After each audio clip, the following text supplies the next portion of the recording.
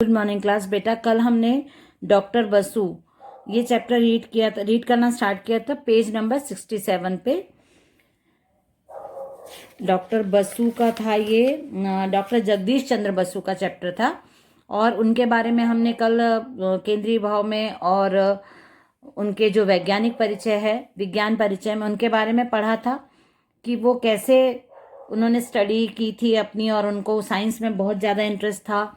तो वो बचपन से ही साइंस के बारे में नई नई जानकारियां पता लगाने की कोशिश करते थे और जब वो बड़े हो गए तो उन्होंने स्टडी की और बाहर जाके भी स्टडी की, पढ़ाई समाप्त करके जब वो वापस इंडिया आ गए तो उन्होंने पहले ही जब उनको ऑफर हुआ था जर्मनी के एक उसको संभालने का यूनिवर्सिटी को, तो उन्होंने मना कर दिया था। उन्होंने बोला था कि मैं इंडिया में रह के ही, अपने भारत देश में रह के ही काम करूँगा।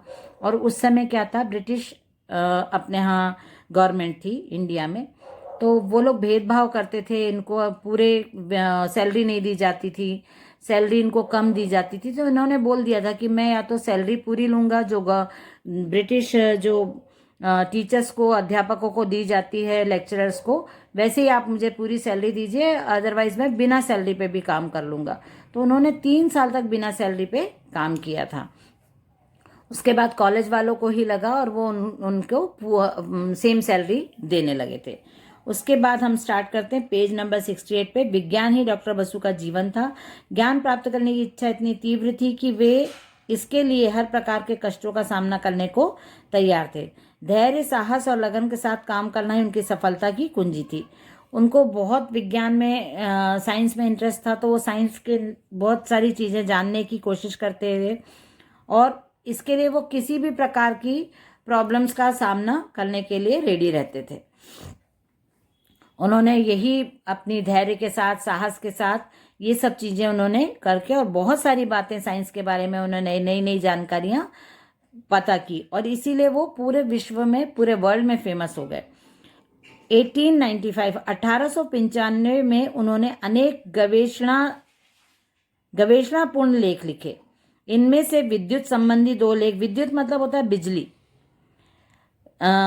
इलेक्ट्रिसिटी, 2 लेख इंग्लैंड के एक वैज्ञानिक पत्र में प्रकाशित हुए। जो साइंस के जो मैं ये क्या बोलते हैं, सॉरी, साइंस के जो प्रकाशित होते हैं, जो पेपर्स रहते हैं या फिर जो मासिक पत्रिकाएं रहती हैं या लेख जो छपते हैं, जो उसमें उन्होंने इलेक्ट्रिसिटी से संबंधित कोई लेख लिखे थे इंग्लैंड के, उसमें प्रकाशित हुए थे वो। इन लेखों के प्रकाशित होने से उन्हें बड़ी ख्याति मिली, मतलब वो बहुत फेमस हो गए। लंदन की रॉयल सोसाइटी के मुखपत्र में अपने लेख के छपने का गौरव प्राप्त करने वाले प्रथम भारतीय थे। वो फर्स्ट इंडियन थे जिनका कोई लेख लंदन की रॉयल सोसाइटी की जो मैगजीन निकलती थी उसमें छपा था, वो फर्स्ट इंडियन थे। विद्युत मतलब बिजली के संबंध में लिखा गया यह लेख इतना अधिक सराहा गया कि उन्हें उसके विषय में विशेष अनुसंधान करने के लिए सोसाइटी की ओर से विशेष छात्रवृत्ति दी गई। वो उन्होंने इतना अच्छा लेख लिखा था कि उनको वहाँ की गवर्नमेंट ने स्कॉलरशिप दी।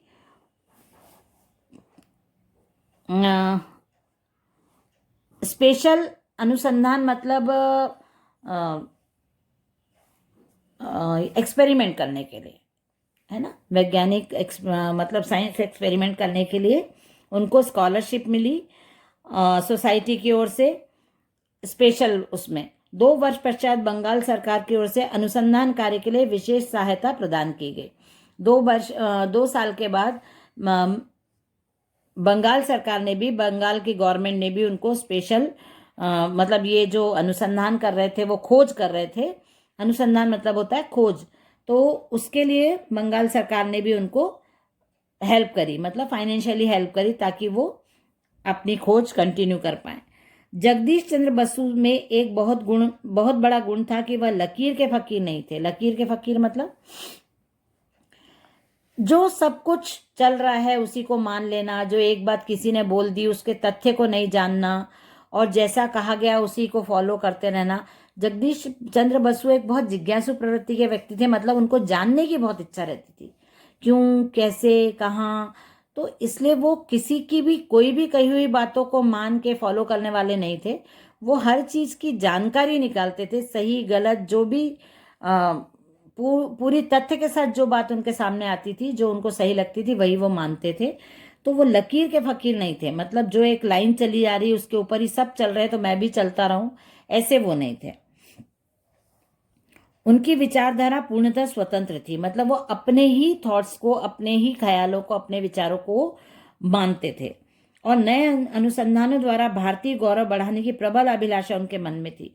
इसके लिए प्रयोगशाला की आवश्यकता थी। कॉलेज की प्रयोगशाला में अनुसंधानों के लिए उचित प्रबंध न था।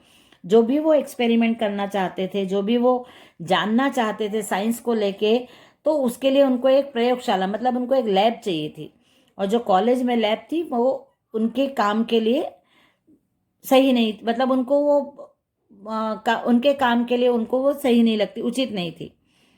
इसलिए बसु ने अपने घर पर ही एक निजी प्रयोगशाला बनाई, अपनी खुद की एक लैब बना ली अपने घर पर। इस पर जो खर्च आया वह उनकी सामर्थ्य से बाहर था। फिर भी मित्रों के सहयोग से वह इस प्रयोगशाला को खोलने में सफल हुए। उनको एक्सपेरिमेंट तो करना था, उनका इंटरेस्ट भी इसी में था, तो इसलिए उन्होंने अपने घर पे ही एक लैब बनाई। और उनके पास पैसे भी नहीं थे, लेकिन उनके फ्रेंड्स की हेल्प से उन्होंने लैब खोली और वहाँ पे वो अपने एक्सपेरिमेंट्स करने लगे। उन्होंने अपने अनुसंधान कार्य का पहला प्रतिवेदन रॉयल सोसाइटी को भेजा, क्योंकि रॉयल सोसाइटी डॉक्टर जगदीश चंद्र बसु के काम को सराहती थी, समझती थी। इसलिए उन्होंने अपना पहला जो अनुसंधान, मतलब जो लैब, अपनी लैब बनाने के बाद जो उनका पहला खोज था, अनुसंधान था, एक्सपेरिमेंट था, वो उन्होंने कहाँ भेजा? रॉयल सोसाइटी को। लंदन विश्वविद्यालय ने इसके लिए उन्हें डॉक्टर ऑफ साइंस की उपाधि से सम्मानित किया। उनको सम्मानित भी किया गया। उनको लंदन विश्वविद्यालय, मतलब यूनिवर्सिटी ने उनको डॉक्टर ऑफ साइंस की उपाधि दी। दूसरा अनुसंधान उन्होंने जो किया वह था बेतार के तार का। इटली के डॉक्टर मार्कोनी और एक अमेरिकन भी इस संबंध में खोज करने में लगे थे। 1895 में जगदीश चंद्र बसु ने बंगाल के गवर्नर के सामने इसका सफल प्रदर्शन किया।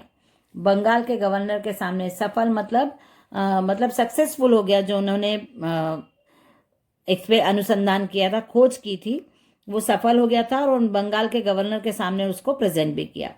उन्होंने बिना तार के दूर पर पड़े बोझ को हिला दिया था और घंटी को बजाकर दिखाया था। बेतार के तार मतलब बिना तार के उन्होंने ये एक्सपेरिमेंट किया था। लेकिन बेतार के तार के आविष्कार का श्रेय जगदीश चंद्र बसु को न मिलकर इटली के प्रोफेसर मार्कोनी को मिला। अब ये इसका श्रेय उनको नहीं मिला। देश की गुलामी का हमें यह मूल्य चुकाना पड़ा, क्योंकि हमारा देश गुलाम था। इसलिए बहुत ज़्यादा इस चीज़ को बहुत बड़े स्तर पे नहीं जा पाई। हमारे यहाँ का जो एक्सपेरिमेंट किया इन्होंने डॉक्टर जगदीश चंद्र बसु ने, वो वर्ल्ड लेवल पे नहीं पहुँच पाई। और हम क्योंकि अंग्रेज़ों के अंडर में थे, अंग्रेज़ों के गुलाम थे उस समय हम, तो इसलिए डॉक्टर जगदीश चंद्र बसु का ये जो बेतार के तार वाला एक्सपेरिमेंट था, अनुसंधान था, खोज थी, वो लोगों तक नहीं पहुंच पाई। और इसका श्रेय भी किसको मिला? प्रोफेसर मार्कोनी को मिला, इटली के प्रोफेसर। बाद में मार्कोनी ने यही आविष्कार करके इसे अपने नाम रजिस्टर करा लिया। मार्कोनी ने अपने नाम रजिस्टर करा लिया ये जो खोज थी उसको। डॉक्टर जगदीश चंद्र की सबसे अद्भुत खोज पेड़ पौधों के विषय में है। कहते हैं कि कण कण में भगवान मौजूद होते हैं। हमारे वेदों और उपनिषदों में भी यही कहा गया है। यहाँ जड़ और चेतन के बीच कोई भेदभाव नहीं बताया गया, पर लोग धीरे धीरे से भूलते चले गए। जड़ को अचेतन माना जाने लगा। जगदीश चंद्र बसु ने जो सबसे अच्छी खोज की थी वो पेड़ पौधों के बारे में, क्योंकि वो बचपन से ऐसे वातावरण में रहे थे और जो उनके दैनिक जीवन में पेड़ पौधों के संबंध में उनको सुनने को मिलता था, उससे उनके मन में जिज्ञासा थी पेड़ पौधों को लेके, और वो इसी के लिए खोज उन्होंने सबसे अच्छी की। और वैसे तो हमारे यहाँ पुरातन काल से ही ये बोला जाता था कि सनातन काल से, पुरातन काल से यही बोला जाता था कि कण कण में ईश्वर का ईश्वर का निवास है। तो यदि कण कण में है तो फिर पेड़ पौधों में भी भगवान होंगे। इसलिए हमारे वेदों उपनिषदों में भी यही कहा गया था। यहाँ जड़ और चेतन के बीच कोई भेदभाव, मतलब जो पुरातन समय था, जो सनातन समय था, उसमें जड़ मतलब जिसमें जीवन नहीं होता, और चेतन मतलब जिसमें जीवन होता है, जिसमें प्राण होते हैं, उनमें कोई भेदभाव नहीं बताया। पर धीरे धीरे समय बीतता गया, लोग इस बात को भूलते गए और लोगों ने चेतन और अचेतन, मतलब जो जिसमें प्राण है वो चेतन, और जिसमें प्राण नहीं है, जो चल फिर नहीं सकते, जो सांस नहीं लेते, उनको अचेतन की अवस्था बताते हुए उनको अलग अलग कर दिया था। जगदीश चंद्र बसु ने इस विस्तृत ज्ञान को एक बार पुनः वैज्ञानिक मंच पर उठाया और अपने प्रयोगों द्वारा यह प्रमाणित कर दिया कि पेड़ पौधों में भी जीवन है।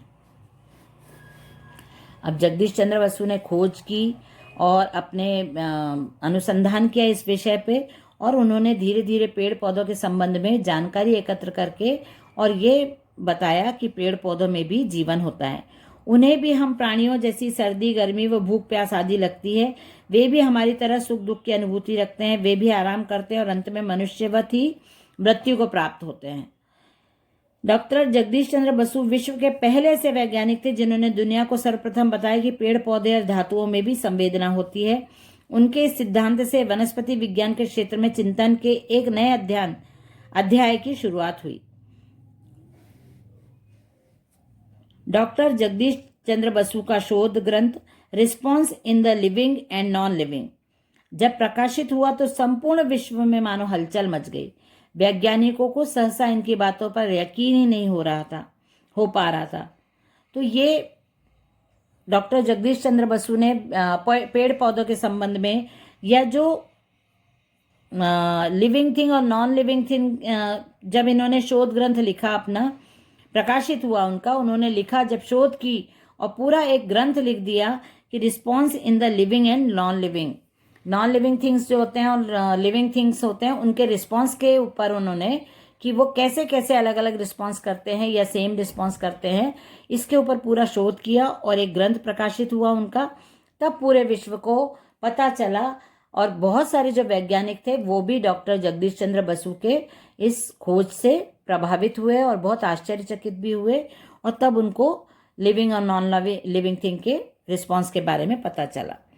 तो ये हमने पेज नंबर 68 कंप्लीट किया है। नेक्स्ट क्लास में हम पेज नंबर 69 और जगदीश चंद्र बसु के बारे में, जो भी उन्होंने खोज की है, उसके बारे में हम नेक्स्ट क्लास में आप रीड करेंगे। ओके बेटा, चलिए, बाय एवरीवन।